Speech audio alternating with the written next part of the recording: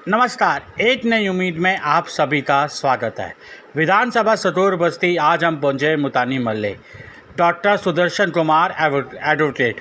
हमने उनसे बातचीत करी कि आने वाले टाइम पे दिल्ली में चुनाव होने वाले हैं और जो ज़मीनी जुड़े होते हैं भाजपा के, उनको टिकट नहीं मिलती और किसी और को टिकट मिल जाती है। हमेशा ऐसा ही हुआ है, पूरी ज़मीन में जब भी भाजपा ने काम किया है तो टिकट कोई और ले जाता है। उस विशेष में खास बातचीत करी हमसे।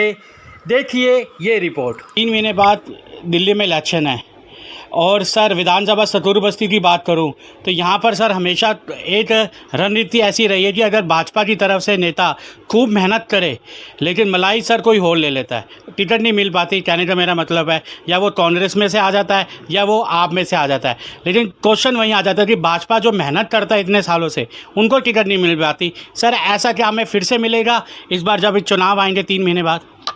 हरियाणा का चुनाव था, उसमें भी इस तरह की बात थी कि ज़मीनी कार्यकर्ताओं को आगे बढ़ाया जाए और जो उन्होंने किया उसके कारण से उनको हरियाणा में विजय मिली। ये तो इंकलाब के नारे लगाते हैं, इंकलाब जिंदाबाद, और भाजपा को दोषी देते हैं। नमस्कार सर। नमस्कार सर 3 महीने बाद दिल्ली में इलेक्शन है और सर विधानसभा सतूर बस्ती की बात करूं तो यहाँ पर सर हमेशा एक रणनीति ऐसी रही है कि अगर भाजपा की तरफ से नेता खूब मेहनत करे लेकिन मलाई सर कोई और ले लेता है, टिकट नहीं मिल पाती। कहने का मेरा मतलब है या वो कांग्रेस में से आ जाता है या वो आप में से आ जाता है। लेकिन क्वेश्चन वहीं आ जाता है कि भाजपा जो मेहनत करता है इतने सालों से, उनको टिकट नहीं मिल पाती। सर ऐसा क्या हमें फिर से मिलेगा इस बार जब चुनाव आएंगे 3 महीने बाद? देखिए, 3 महीने के बाद जो चुनाव होने हैं उसके लिए जो भाजपा हाईकमान है हर चीज़ पर विचार करता है।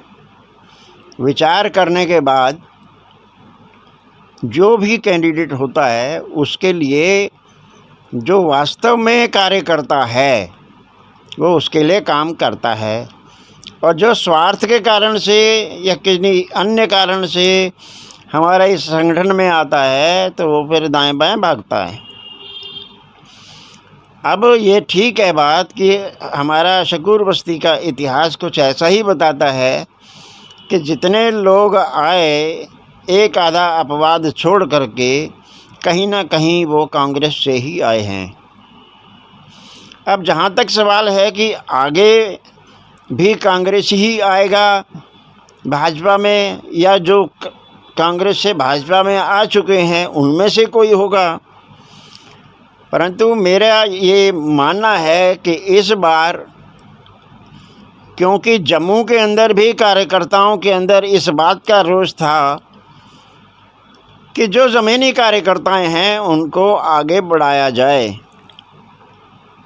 और उसके कारण से, और जब हरियाणा का चुनाव था उसमें भी इस तरह की बात थी कि ज़मीनी कार्यकर्ताओं को आगे बढ़ाया जाए, और जो उन्होंने किया उसके कारण से उनको हरियाणा में विजय मिली, और जम्मू कश्मीर में भी जो है सबसे ज़्यादा वोट परसेंटेज जो है भाजपा को प्राप्त हुई। अब उन सब घटनाओं के कारण से दिल्ली के चुनाव में भी मेरा ऐसा विश्वास है कि ज़मीनी कार्यकर्ताओं की ओर ध्यान दिया जाएगा।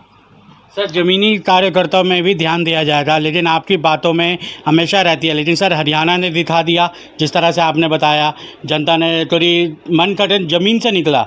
अगर वाकई में सर इसमें यहाँ से ज़मीन से निकलता है तो क्या एक चुनौती बहुत बड़ी होगी। लेकिन सर मोस्टली क्या होता है, बंद कमरे में बातचीत कुछ और हो जाती है, जिसे टिकट की उम्मीद होती है, जब दरवाज़ा खुलता है तो कोई और नेता निकलता है। सर देखो, दरवाज़ा खुलता है तो कोई और नेता होता है, उसका मेन कारण ये है कि जो उम्मीद लगाए बैठा होता है उसकी भाग्य की लकीरें उसका साथ नहीं देती। क्यों नहीं देती सर? भाग्य की लकीरें साथ इसलिए नहीं देती, कहीं ना कहीं उसमें कोई कमी रह जाती है। आज के युग में, आज के समय में जिताऊ कैंडिडेट भी होना चाहिए, ये एक पहली प्राथमिकता होती है। केवल कार्यकर्ता होना ही काफ़ी नहीं है, कार्यकर्ता भी हो, धनबल भी हो, स्वच्छ और साफ छवि भी हो, ऐसा उम्मीदवार जो है हमारे बीच में होना चाहिए, ऐसी उम्मीद करते हैं। सर इस बार वोटिंग कम इस बार पिछले साल अगर विधानसभा में देखा जाए पिछले 5 साल में कि घरों से कम निकलते हैं, और सर जो कम निकलते हैं जिसकी लिस्ट अभी मैंने आपसे बातचीत करी और आपने बताया उस घरों पे जाना चाहिए या नहीं जाना चाहिए, कि आप वोट क्यों नहीं डालने थे, ऐसा होना चाहिए?